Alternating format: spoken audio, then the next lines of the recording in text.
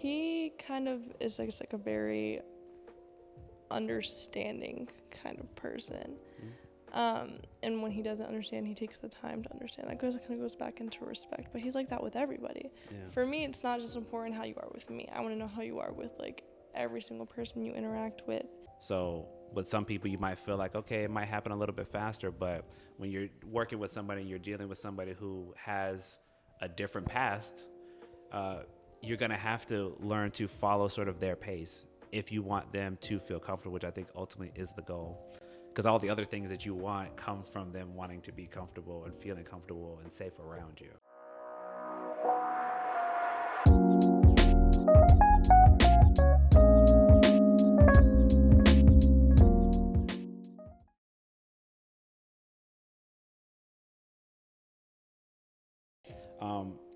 So then again, still thinking about that idea there for you specifically, so you can again relay this through your partner's perspective. Or sorry, in terms of your partner, what do you feel are the most important characteristics in him that made you want to choose him? I would say some of the most important characteristics are that I think number one is he is a very like kind and very gentle person with like everybody.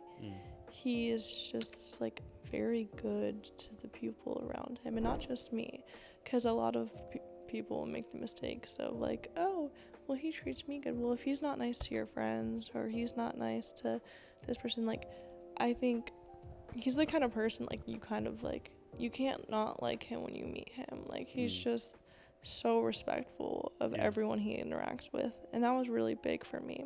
I think another thing is that after talking to him, I realized that where his kind of like his like work ethic was a lot like mine. Like how he kind of like the expectations he had for himself. Yeah. So that was really big for me. Okay. And you're talking about qualities, right? Yeah. Okay, qualities. I think another thing is he kind of is like a very understanding kind of person. And when he doesn't understand, he takes the time to understand. That kind of goes back into respect, but he's like that with everybody. Yeah. For me, it's not just important how you are with me. I want to know how you are with like every single person you interact with. He's very smart and intelligent, and I like that. He's very well read. I appreciate that in a person too. Okay. I appreciate someone that can make me laugh and I can have a good time with.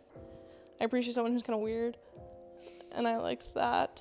So I think a lot of things. I think after being friends with him for a while, I was just immediately so comfortable around him, which was such a like breath of fresh air at the time. Because at the time, like I said, I wasn't comfortable around like any man whatsoever. Like, I just did not. So to find someone I was like that comfortable around that quickly, that just like made me feel like very safe and secure, and like I didn't have to worry about what I looked like or my safety or what I was saying. That was like huge. Okay. I mean, and that speaks to obviously the time that you were able to put in to really get to know each other, obviously, before you decided to make that level of commitment to one another. Right. Okay. No, I respect that. I think that's just why we need to take our time and be patient and really try to understand the person that you're trying to get to know. And, every approach is going to be quite specific to that individual.